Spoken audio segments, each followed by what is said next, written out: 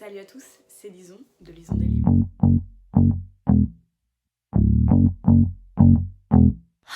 Aujourd'hui je vous retrouve pour une vidéo parce que je vais vous montrer un peu les livres que j'ai reçus récemment et que j'ai achetés parce que j'ai fait des folies. Ça va être la partie la plus compliquée. Oh mon dieu, on voit même pas tout.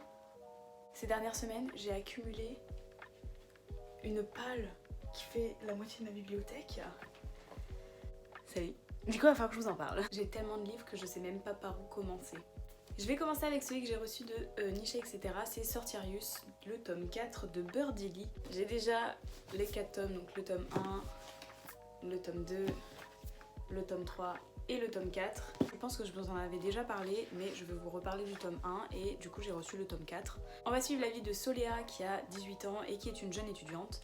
Un jour, elle va rentrer chez elle et elle va voir sa mère étalée dans sa cuisine dans une mare de sang.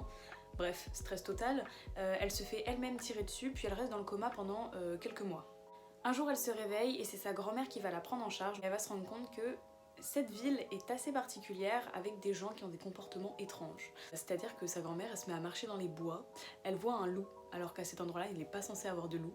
Et en plus de ça, elle se met à avoir des visions, genre des choses bizarres dès qu'elle touche un objet. Voilà, on va suivre l'histoire de Soléa pendant 5 tomes, donc les 4 premiers sont sortis, le 5e bientôt. C'est une histoire qui mélange sorcière, loup-garou et chasseur. Plus plein d'aventures avec des sorciers un peu genre noirs et tout, et c'est vraiment très sympathique. En plus de ça, récemment je suis allée à un événement qui était organisé par Ozu. On a fait une visite pour un livre qui s'appelle 2105 de Anouk Filippini, qui est une autrice vraiment adorable, donc j'ai eu les 2 tomes dédicacés. On se situe en 2105 et en 2105 il n'y a que 2 catégories. On a les vulnérables, les gens ordinaires, mais on a aussi les lastings, des privilégiés qui reçoivent un sérum dès qu'ils sont atteints l'âge d'adolescence afin de pouvoir vivre 400 ans en plus. Une fois par an, il y a un concours qui se fait pour que un jeune de cette classe ordinaire, donc les vulnérables, puisse recevoir ce sérum.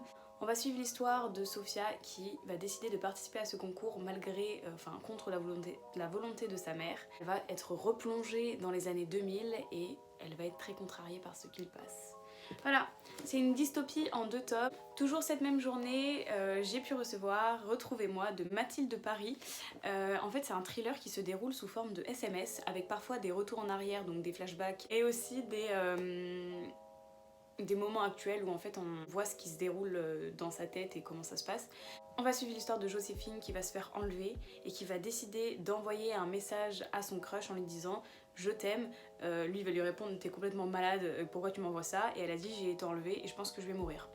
Voilà, donc on va suivre un thriller autour de ces SMS. On va retracer l'histoire de Joséphine grâce à son crush aussi, Léo, et son pote Greg.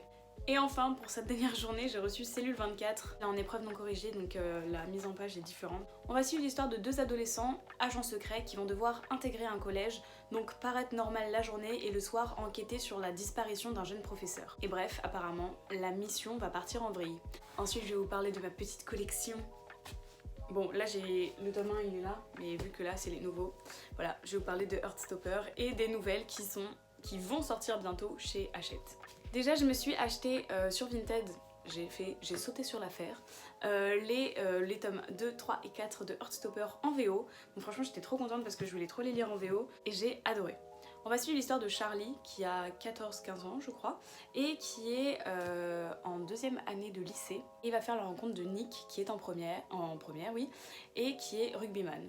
Bref, Charlie il est homosexuel et il a un énorme crush sur Nick, sauf qu'il pense que Nick est hétérosexuel, donc forcément ça fout en l'air tous ses plans.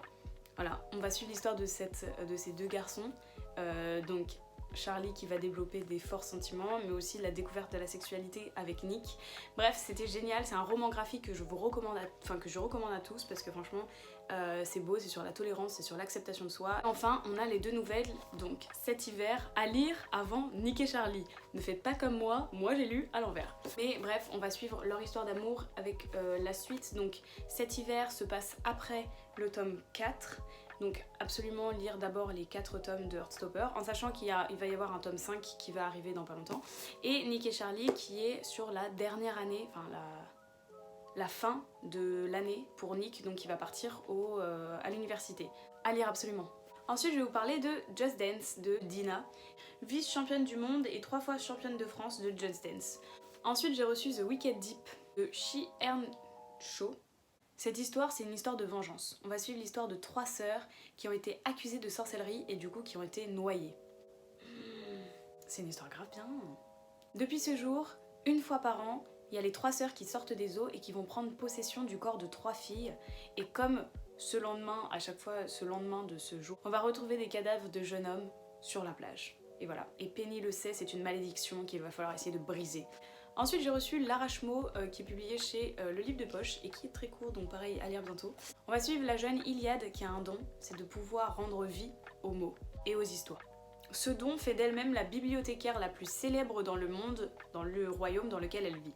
Un matin, elle va recevoir une demande en mariage et elle est pratiquement sûre que c'est quelqu'un de la famille royale. Iliade, elle décide de prendre son destin en main et elle va aller au palais royal. Sauf qu'elle va faire la rencontre d'un... Mais ça va être génial en fait ça aussi. Elle va faire la rencontre d'un fiancé qu'elle va trouver froid et vraiment arrogant. Elle va se retrouver au milieu des intrigues et des complots et elle va devoir essayer de tout démêler. J'ai reçu L'As de cœur, le nouveau Morgane Moncomble. Sachez que je suis aux anges parce que je l'ai commencé d'ailleurs, ça se voit. J'en suis au chapitre 12 et je suis déjà au bout de ma vie. Tellement de rebondissements, je suis pas prête. Il y a une chose que Levi et Rose ils ont en commun, c'est le poker, les casinos et l'argent. Levi, il veut devenir le champion d'un tournoi à Las Vegas de poker et il y a son ennemi qui s'appelle Tito et donc son but à lui c'est de le battre avant de prendre sa retraite de poker. Et pour cela, pour réussir justement à être le vainqueur de ce tournoi, il va faire appel à Rose qui est une fille qu'il a trouvée en Chine dans un casino et qu'il a trouvée remarquable. Elle est capable de dire qui bluffe, qu'elle va espionner pour lui pour dire qui bluffe et surtout qui triche. Sauf que Rose, elle est super attirante, mais Levi, lui, il refuse de se laisser attirer par une femme comme celle-ci. Secret, mensonge, vengeance à Las Vegas. Et ça les amis, c'est ce qu'on aime. Ensuite, j'ai reçu Stairway to Heaven de Delinda Dane qui est sorti en format poche. Il est dédicacé, je suis au bout de ma vie. Il y a quelques années, Tristan, c'était un autre homme. Il était addict à la drogue, à l'alcool, mais surtout aux femmes. Mais il y a surtout une femme qui a bouleversé toute sa vie, mais elle est miniature, elle s'appelle Bria Rose et c'est sa fille. Elle a été déposée sur le pas de la porte de Tristan un matin, abandonnée par sa maman. Depuis ça, il n'y a plus rien qui est pareil. Il a changé pour sa fille, c'est un peu genre un papa poule. Et s'il y a un truc qu'il prend bien au sérieux, c'est le choix de ses babysitters. Heaven Harper, pour un entretien de babysitting, il sait direct que ce sera pas elle qui va prendre puisqu'elle est beaucoup trop maladroite et c'est vraiment pas Mary Poppins. Sauf qu'il va devoir tenir compte du fait que sa fille, eh ben, elle s'est attachée mais d'un coup à cette femme. Du coup, Tristan il va céder et Heaven Harper va devenir la babysitter de Bria Rose. Et par la même occasion, j'ai reçu son nouveau Scottish Rhapsody. Erin Wallace, elle a très vite oublié ce que c'était d'être écossaise puisqu'elle vit chez sa mère à Londres, donc sa mère anglaise, jusqu'au jour où elle doit retourner en Écosse parce que son grand-père vient de mourir. Et c'est la première fois qu'elle se sentait aussi dépaysée alors que c'était son pays, l'accent, les coutumes, enfin bref, il n'y a rien qui va. Et puis c'est surtout pas Lachlan Cameron qui va la faire se sentir mieux dans son pays. C'est l'héritier du clan des Cameron et il n'est pas en train de la traiter bien. Il voit qu'elle qu'une façon de s'approprier l'héritage de sa famille. En tout cas, Erin, elle le trouve vraiment atroce, abominable, horrible. Pour elle, ça aurait été si simple de pouvoir l'ignorer et de retourner à Londres, sauf qu'elle a été contrainte de l'épouser. On a Orion de Battista Tarantini que j'avais commencé à lire. Genre 1 an ou 2, et en fait j'avais pas du tout aimé et du coup je l'avais vendu, mais là je me suis dit je vais lui redonner sa chance parce que ça parle de danse, que j'aime la danse. Orion c'est un célèbre chorégraphe français et un jour il va dans un opéra ou genre une académie pour trouver sa future danseuse de son futur ballet et il va genre vraiment littéralement être obsédé par Léo, une danseuse. Il va tout faire pour absolument la convaincre, sauf qu'elle, elle commence à avoir peur pour sa carrière. Ils vont passer par des chemins sinueux à l'opéra de Paris et peut-être trouver l'amour. Voilà. Ensuite j'ai acheté À première vue de Colleen Hoover, c'était un livre qui me faisait de l'œil depuis qu'il est sorti. Meryl Voss, c'est la fille la plus bizarre. Par exemple, elle collectionne des trophées qu'elle n'a pas gagnés. Et c'est en faisant les brocantes qu'elle va rencontrer Sagan. Putain mais ils ont tous des prénoms chelous. Il lui plaît, genre vraiment très vite.